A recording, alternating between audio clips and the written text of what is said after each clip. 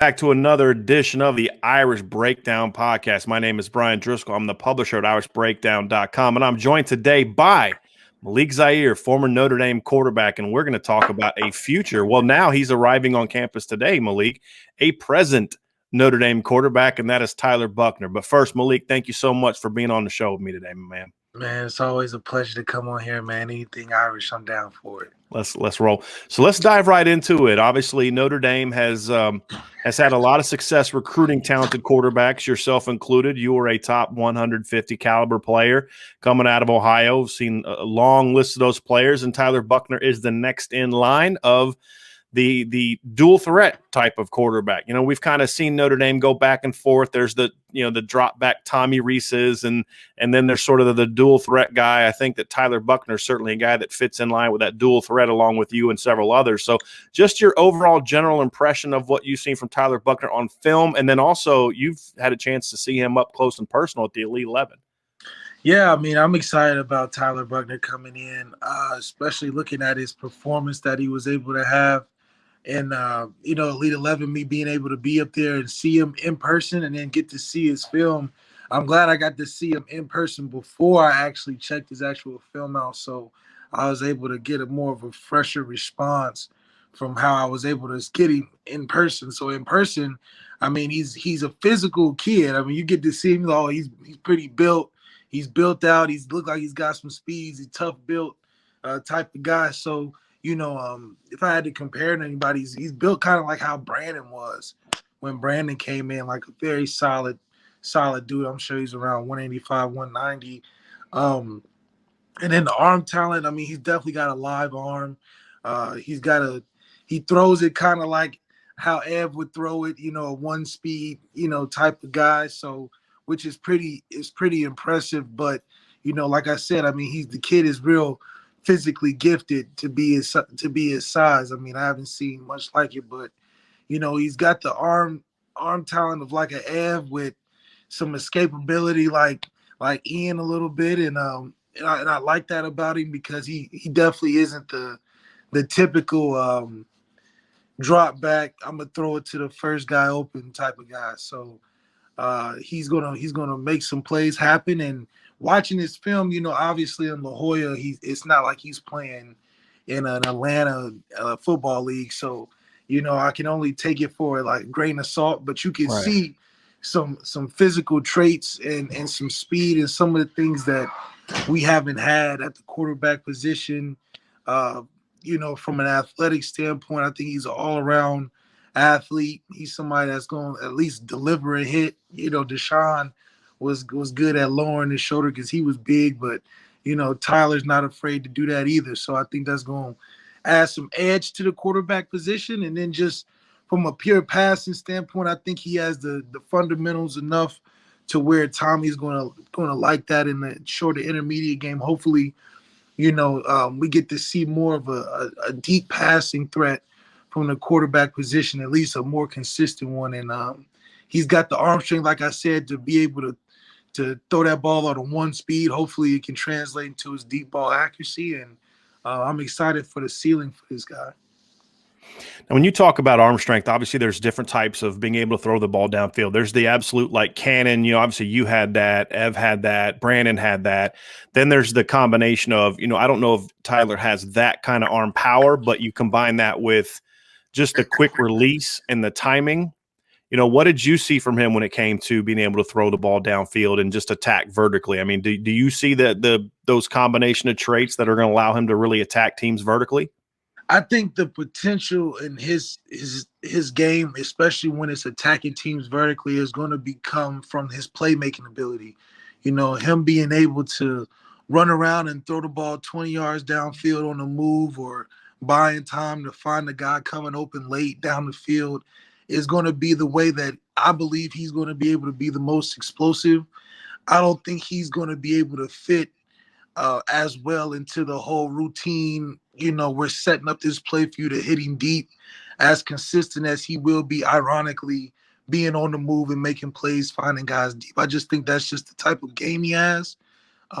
He doesn't have the Tommy Reese deep ball, I'm going to throw it on time, three-step type of drop. I don't think that's just his rhythm of play.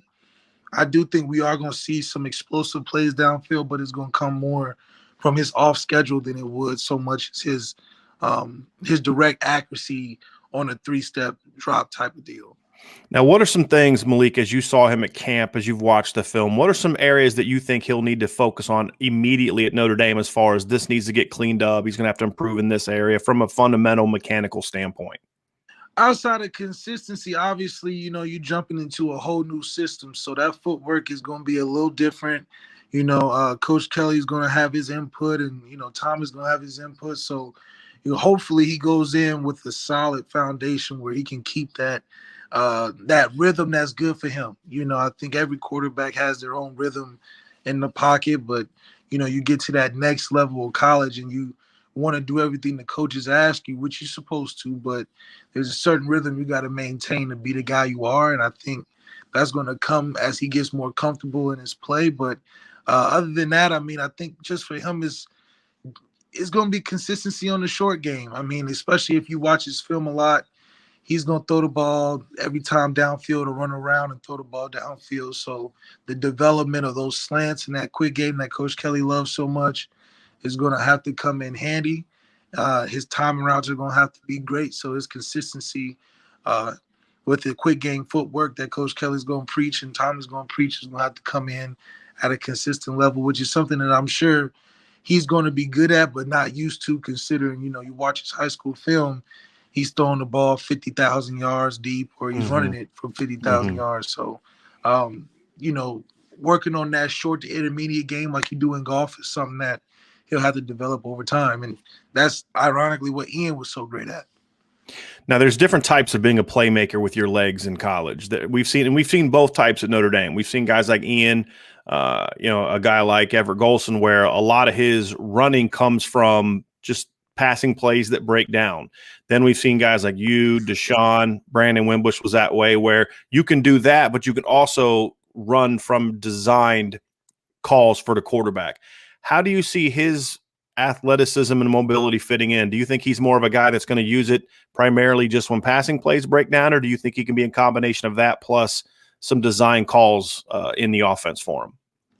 In my opinion, for his best success, I hope he doesn't show off his run ability too good, because Coach Kelly is known for being able to make him very one-dimensional if he knows he can run very well, and that'll obviously affect his passing game, i.e.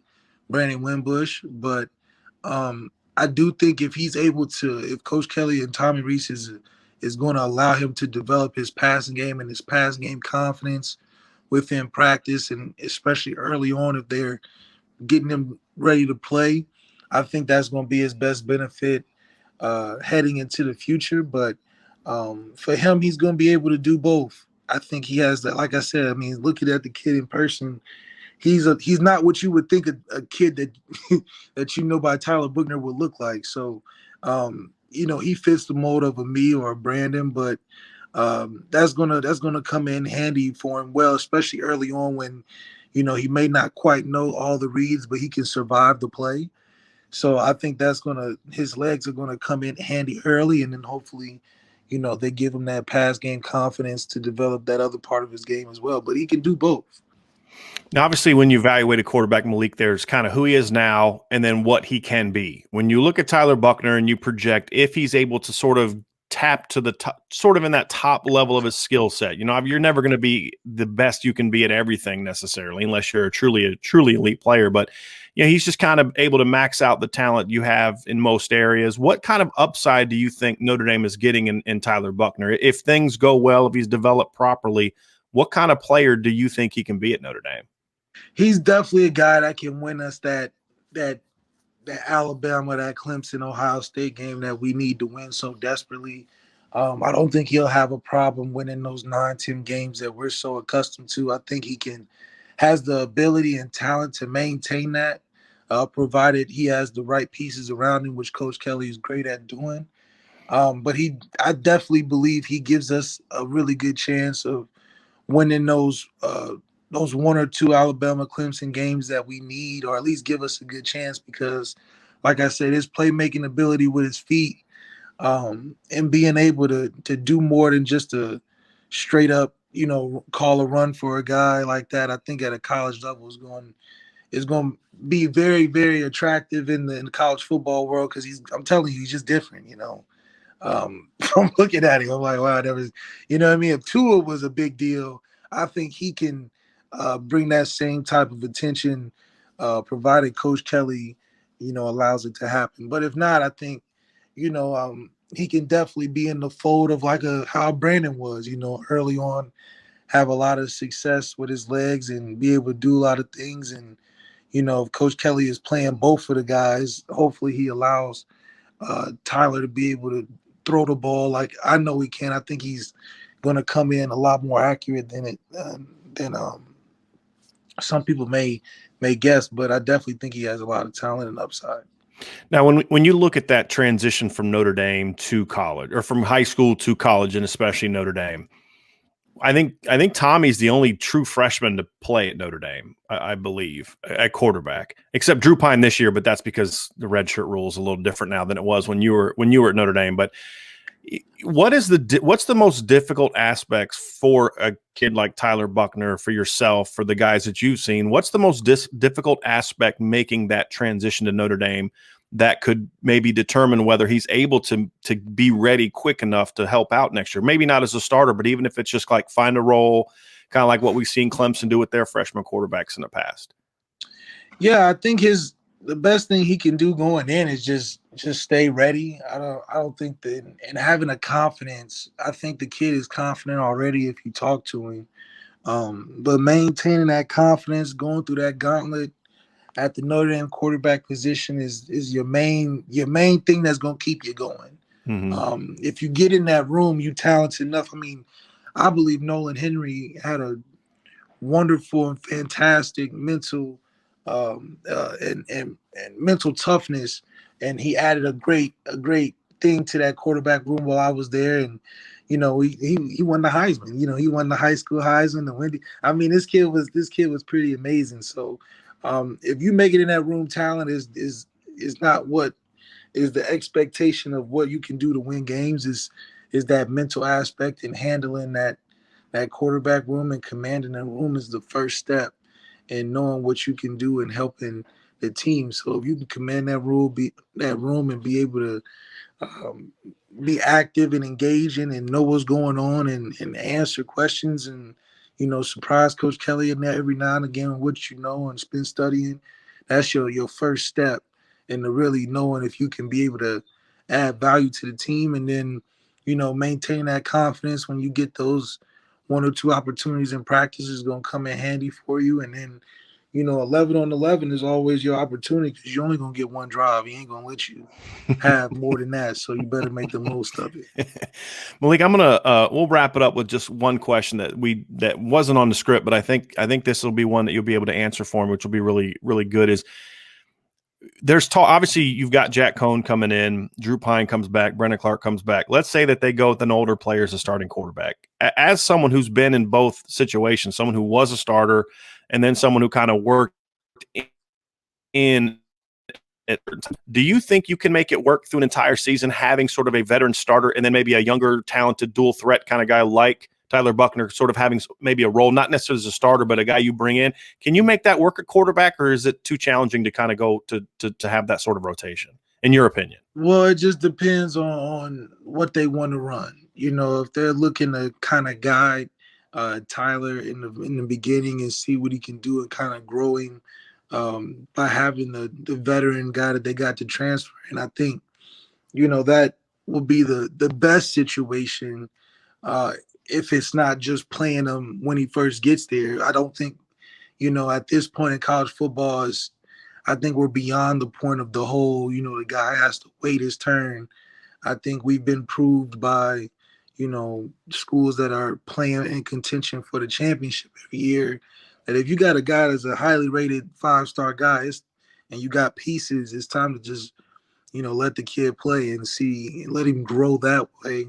And mainly because I'm telling you, the confidence and maintaining that confidence is everything, especially when the guy's already talented. So if they're doing it that way, I don't mind it. But, them bringing in a grad transfer, especially their first one at quarterback, I'm I'm sure that they're probably looking for him to be a major player in this season, because they're looking at their roster and saying, well, we got a guy that's talented but doesn't know anything, and then we got guys that are, they're guys. I don't think any of them are the guy necessarily, but we don't know. So until then, I think they feel safe going more veteran with the type of guys we already have on the offense, and having a pretty solid offensive line. I feel like a veteran play caller like that would be, like I said, we make horizontal moves. It's a very horizontal move, but it's good enough to keep us afloat until we see what Tyler can do. And then, I think Tyler's the best one in the room from an athletic standpoint. And at that point, it gives us the best chance of winning in those games that we need to get over the hump. Awesome. Malik, appreciate you being on the show with us. That'll be it for this edition of the Irish Breakdown podcast and YouTube podcast. Make sure you're subscribed to all of our podcast channels. Make sure you subscribe to our YouTube channel and stay locked into irishbreakdown.com. We're going to try to have Malik back here again. We're going to talk quarterback. We're going to talk offense. We had a good chat the other day. I think, we talked a couple hours just talking ball, right, Malik? So definitely want to do that again, and appreciate you being on the show with us, Malik. Thank you so much.